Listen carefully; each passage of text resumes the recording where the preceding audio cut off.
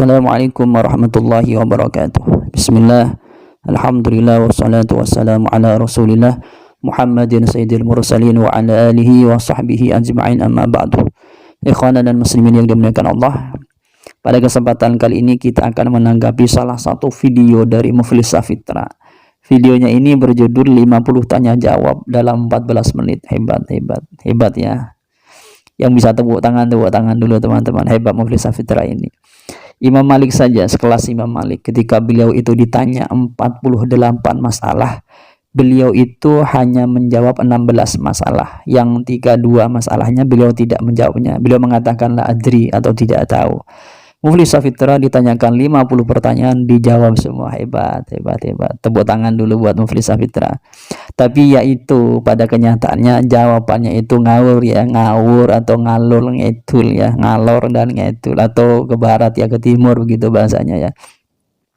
Tapi sebelum saya menanggapi video tersebut atau panjang lebar kita berbicara videonya Muflis Safitra ini, kita saksikan dulu videonya ya. Tapi saya akan menampilkan 2 masalah saja yang akan saya tanggapi. Kalau semua, maka nanti videonya saya ini terlalu panjang ya. Kita saksikan dulu pertanyaan pertama, kemudian kita tanggapi. Apakah bayi yang keguguran pada usia 9 bulan kehamilan harus disolatkan? Tidak harus, tapi sunnah. Diberi nama? Iya. Jadi Muflis Safitra ini ketika ditanya tentang masalah bayi yang keguguran di dalam usia 9 bulan, dikatakan tidak wajib untuk disolati tapi sunnah, diberi nama iya. Bahasa seperti ini sebenarnya bahasa yang mensesatkan, atau ya bahasa yang sok tahu menurut saya, karena memang Muflis Safitra tidak memberikan satu referensi baik yang Al-Quran atau hadis ataupun aqwalul ulama, tidak memberikan referensi, atau misalnya menyebutkan kitabnya di mana, tidak memberikan referensi ya kan, bisa kita katakan itu berdosa atau memang sok tahu, begitu bahasanya ya. Kalau kita lihat di dalam kitab I'anatul Talibin karangannya Syekh Abu Bakar Asy-Syatibiyati, di sini ada bahasa seperti ini, atau bahasanya berbeda dengan bahasa yang disampaikan oleh Muflis Safitra. Kalau kita lihat di dalam kitab I'anah ini, ibaratnya itu begini: wa amasiqtuh falahu ahwalun. Bayi yang keguguran itu mempunyai beberapa keadaan. Pertama, fataratan tu'lamu hayatuhu fayajibu fihi al-arba'atu. Pertama, bayinya itu diketahui atau ada tanda-tanda kehidupan. Jika ada tanda-tanda kehidupan, maka 4 tajhis yang biasa dilakukan kepada jenazah pada umumnya itu harus dilakukan. Apa? Pertama al-ghusluh, kemudian at-takfin, kemudian as-sholat, kemudian ad-dafnu. Itu wajib. Jadi dengan bahasa ini saja itu sudah salah Muflis Safitra. Kemudian wataratan yadharu khalquhu fayajibu fihi ma'adas sholata. Jadi kalau ada bentuknya, jadi bayi itu ketika keguguran ada bentuknya, maka wajib selain sholat. Jadi sholat tidak wajib, begitu. Kemudian watarotan la yadharu khalquhu fala yajibu fihi syai'un.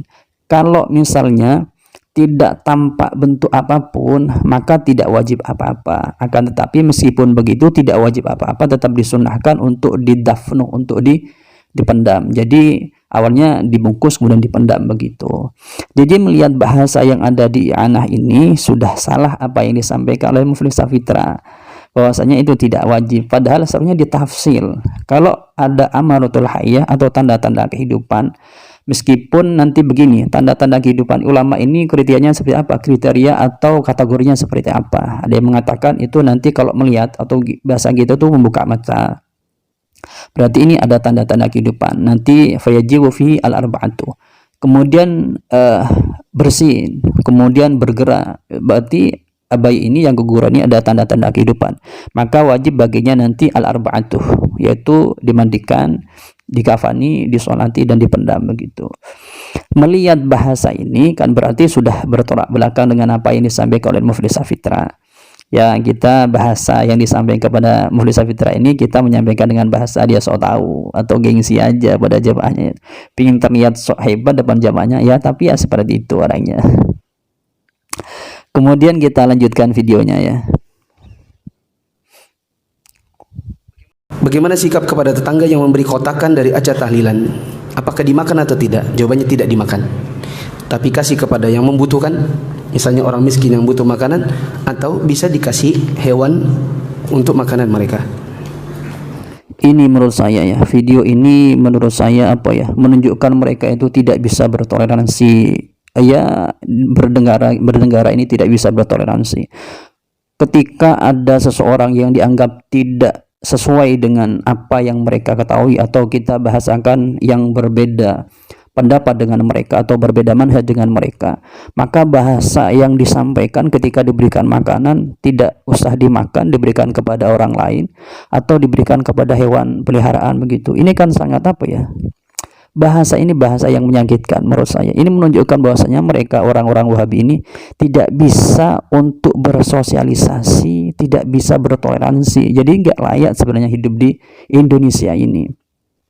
Karena Indonesia ini adalah agama yang majemuk. Kalau kita misalnya jangankan kepada seseorang yang beda manhaj, kepada yang non Islam saja atau yang beda agama saja, kalau kita diberikan suatu makanan sesajen misalnya, kalau sesajennya itu tidak jelas-jelas dari hal yang diharamkan, contoh misalnya babi, kita tidak apa-apa untuk memakannya, karena itu pada dohirnya yaitu halal begitu. Bisa diberikan buah, diberikan daging sapi gitu, itu kita makan seperti itu. Gak usah pakai bahasa dibuang, diberikan kepada peliharaan ayam peliharaan kita atau peliharaan kita. Itu kan sangat apa, bahasa seperti itu ya, bahasa yang menyakitkan atau bahasa yang merendahkan begitu. Ini pola-pola pikir seperti ini sangat tidak layak sekali untuk hidup di Indonesia, karena di Indonesia ini adalah agama yang apa ya, negara yang majemuk begitu, dengan semua budayanya, dengan agamanya dan yang lainnya begitu.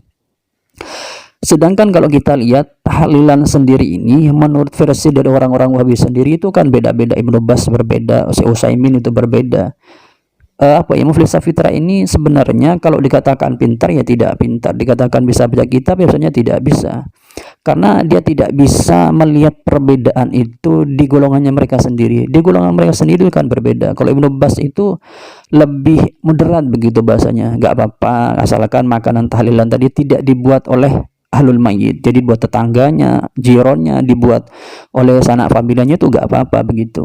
Kalau dibuat ahlul mayyitnya baru bermasalah begitu. Kan pada kenyataannya yang ada tahlilan di masyarakat kita yang buatkan kan bukan ahlul mayyit, tapi adalah jironnya, kemudian sanak familinya atau orang-orang simpatisan yang datang begitu.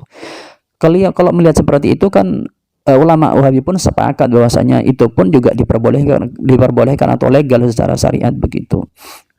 Tapi Muflis Safitra ini berpikiran apa ya, sempit begitu, atau picik mungkin bahasanya seperti itu. Wong ini kita bernegara, ini kita di sini adalah banyak perbedaan. Kenapa kamu tidak mengajari jamaahnya kamu itu untuk saling menghargai? Kalau diberikan asalkan tidak meminta, tidak hadir ke tempat acara misalnya, kita kalau diberikan ya makan saja, kita makan sendiri, makan dengan keluarga begitu. Bahasa seperti ini kan bahasa yang bagus, bahasa yang bertoleransi.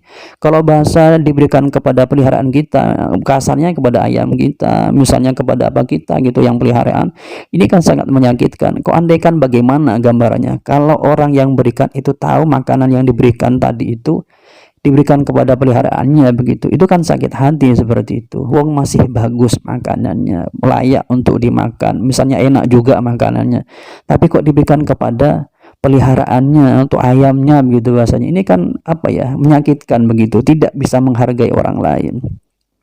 Kalau hidup di Indonesia tidak bisa menghargai lainnya, orang-orang yang berbeda manhaj, beda agama begitu, itu tidak bisa hidup di Indonesia.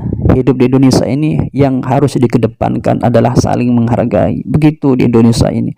Kalau Muflis Safitra berpandangan seperti itu, maka menurut saya tidak layak hidup di Indonesia. Dan ada, saya lihat itu salah satu video dari Muflis Safitra mengatakan bahwasanya Wahabi ini atau Salafi Wahabi ini orang yang paling pantas hidup di Indonesia. Paling pantas bagaimana? Wong tidak bisa menghargai orang lain. Hidup di Indonesia harus bisa pertama kali adalah menghargai orang lain. Karena apa? Ya agamanya banyak, kemudian ya apa tradisinya banyak, kebudayaannya banyak, itu harus bisa menghargai. Kalau tidak bisa menghargai, jangan hidup di Indonesia.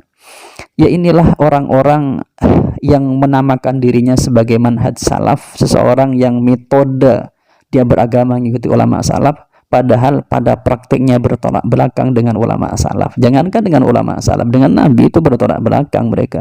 Nabi sangat menghargai kepada non muslim begitu.